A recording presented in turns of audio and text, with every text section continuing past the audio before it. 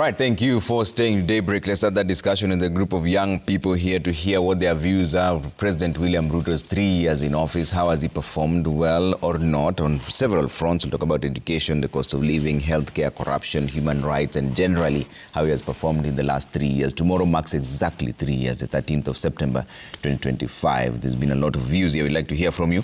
At Trevor Mbidi at Citizen TV Kenya, use the hashtag Citizen Daybreak. Let me start by introducing my guests from Lower Deck. Jared Mugendi is here, advocate of the High Court. Thank you very much for making time. We also have Florence Achala. She's the Vice President, KUSA, that is Kenyatta University Students Association. Thank you very much for making time. John Kamau is here, Chairman, New Generation Aspirants. Asante sana for making time. And Okelo Mwalimu, digital creator, is up there. Thank you very much for making time. Fatuma Ramadan, founder Dada Yangu. Asante sana for making time. And Otieno Mokaya, advocate of the High Court. Thank you very much for making time. And John, I'll start with you. Before we get into the nitty-gritties and break it down from education to cost of living to healthcare and corruption and to human rights, how has the president performed in your view so far? Yes, thank you for having us. My name is John Kamau, the chairperson of the New Generation Aspirant, which is actually a youth political movement, and currently at 3,000 across the country, launching it as a political party by December, God willing. So looking back 3 years of Ruto's presidency, we see dictatorialism in his presidency. We see defilement of human rights. We see someone who is hell-bent to obedient to the rule of law. And there's really nothing to smile about this presidency, because last year we've never seen the killing of young people in proportions that we saw during the last 2 years or so. We've never seen the abductions in proportions that you've seen the last 2 years or so, especially by the government. You know, the last time we saw some of the heinous acts we've seen recently was in 2007, but that one would understand, because it was not the government against the people. It was clashes, it was tribal clashes. But for the last 2 years, we've seen government meeting a lot of brutality on its people. And therefore, in my honest view, whatever good one would want to point on his government, actually the bad outweighs it, and therefore cancels all the good. It's what is called in physics, no work done. Because if the bad outweighs the good, then it's really, really difficult to point anything positive in his government. All right, Achala, yeah. What is your review? My review of 3 years in since the election of President Ruto, there has been notable progress in critical sectors in the government, but there's still more that needs to be done to ensure that there's lasting impact that will benefit the country at large and even the young generation. But there's notable progress. What would you note as notable? Progress in certain sectors, let's say education, health. There have been reforms that are working, but effort needs to be put, which we hope that the remaining 2 years it will be worked on. Okay, we'll get into that in just a short while. Mugendi, your general review of the 3 years. Good morning, Trevor. Good to be here. Man, it's a tough place to be a president anywhere in the world, because you work under serious challenges. There is no school called Presidential Preparation School. You live from campaigns straight into office. You're supposed to balance the budget. You're supposed to fix everybody's problems. You're supposed to be the father of your own house and the father of this nation. But I just want to I want to stand on the positive side of things, not because being positive is being naive, but the other one affects my immunity. When you're full of negativity and you're full of, the only thing you can see is evil. Your own personal immunity is affected, and even the immunity of the nation. So for the young person who I spoke to in Bere, who was coming to my office to tell me, please prepare my lease, because I want to buy 2 housing units next to Isaac Walton. for him, he has seen progress. For that grandmother of mine who told me her neighbor now is able to organize herself in the new market, there is progress. For the for the fishmongers in Homa Bay, who now have a clean and decent place to dry and sell their fish, there is progress. For those who have gone to hospital and for the first time they are able to have an insurance that caters to their needs, there is progress for them.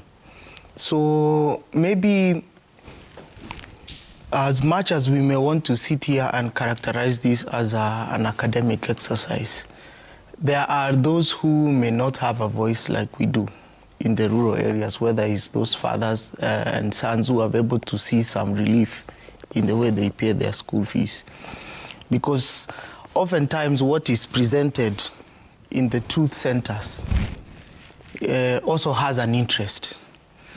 So that the interest of the person who actually wants to see progress is never spoken of as much or as loud. So whether it's it's in the legal sector where we are seeing diversification in terms of what advocates can do, whether it's in the last time I mentioned the KPMDU who are lauding that the first time the government is able to recognize and pay for interns. So we should laud those. The areas that they should improve, there is no excuse that the government can improve.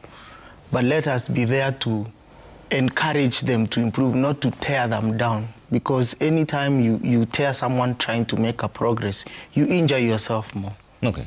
Mokaya, your review, we'll get into the nitty-gritties, and I see you've already gotten into some of them, but we'll speak about that. Thank you, Trevor. I think the blanket answer, there is no blanket answer to what the government or the president has done right now. Because they say by the time you realize your father was right, you have a son who thinks you are wrong.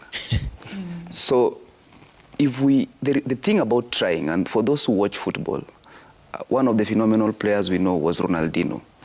The things we iconize about Ronaldinho are things if he got them wrong, we could be laughing at right now.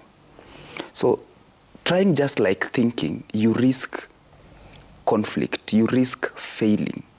So we can't say that this child should be expelled from school because he missed 10 marks out of 90. That is what we call an A. But if you focus so much on what the child got wrong, you'll think that he needs to be out of school. Has there been moves that we can say at least the government is trying? Yes.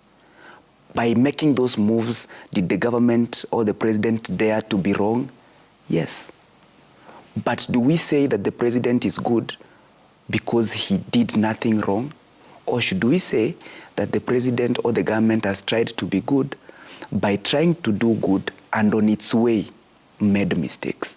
There are people, we think they are saints just because they have done nothing. And by doing nothing, then we presume they could be good. Yeah. But there are people we think are bad because they tried something and went wrong. So do we question the walking style of somebody who's walking? Or do we clap for somebody who's sitting, hoping that if he walks, he'll walk fine? Interesting. Thank you, Trevor. Yeah. All I'm going to say is, in Swahili we say, mgala muue, lakini haki yake umpe. The president has tried. And when Ruto became, I didn't vote for Ruto, but if I was actually given another chance to actually vote for him, I probably would. I'm not saying I will, but I probably would. The guy has tried. When he became president back in 2022, I was really scared because I come from Kilifi. Kilifi is one of the poorest counties in Kenya. So I was like, okay, the things that the president is talking about, are we actually going to get them in Kilifi? Like, are these things he's talking about actually going to happen in Kilifi? But as my fellow panelist has said, is Shah is working. Shah is working. So he's doing something in the healthcare. The other day, they launched the TESO affordable housing. So it means very soon we're going to have a few units in Kilifi North and maybe other parts of Kilifi. So I think also the president is working under a lot of pressure. Like it's a very bad place for him to be as a president right now. He's working under a lot of pressure. The last 2 years have been really crazy. So maybe if we give him time for the next 2 years, we see what he's going to do. But I know now, in the next 1 year, the campaigns we are going to start again. So I'm not sure if the work is going to continue or it will be faster or it will stop so people can campaign for the next general election. But he's tried. Okay. We can see some changes a little bit. Okay, Lo? Okay, thank you, Trevor. Now, the question of whether or not the president has performed well will depend on who is answering the question. It is unfortunate that those who voted for him think that the guy is terrible and he has done nothing. And a section of those who didn't vote for him, like myself and my sister here, so it's good to admit that I never voted for Ruto because of certain reasons that we may delve into later. But according to how he has performed in the first 3 years, I believe, according to me, he has exceeded expectation because I expected worse from him. We must also appreciate one thing, Trevor, that the guy came at the backdrop of ever-bulging public debt. So you remember, maybe it may not be relevant for the question, but you compare when President Uhuru came into power, the public debt was about 1.79. It grew by over 380% by the time Uhuru was leaving. So all this debt, most of it was to mature in 2024 or thereabout. So when Ruto came in, there was a lot of money is being spent in servicing public debt. So we must appreciate one thing, that the guy is working under a lot of pressure. And based on those kind of parameters, I think it's just fair. In a scale of 1 to 10, I would give him about 6 out of 10. There's room for improvement because if you look at the way he has managed certain sectors like health, SHA is working, yes. But the outpatient part of SHA needs to be improved. The inpatient, I hear they pay almost everything for you. Inpatient is okay, but the outpatient needs a lot of panel beating. Another thing is maybe on the positive, like the education sector. He has employed 76,000 teachers. So I think the other time such numbers were employed in the teaching fraternity was I think during the Moi era. And it was again due to a lot of pressure from the unions, like the Nganga and those other officials. So I think it's just fair. Like we say in Kiswahili, and somebody, a panelist has mentioned it, Mgala muwe. Okay. So on a scale of 1 to 10, let me just get all of you your scores, and then I'll take a break, and then we come back and now break it down into the integrities. John, scale of 1 to 10, 1 being the lowest, 10 being the highest? Give him 1. 1? Yeah. Achala? I'd give him a 7. 7. Yeah. Mugendi? 8. 8. Mokaya? 7.5. It's so complex.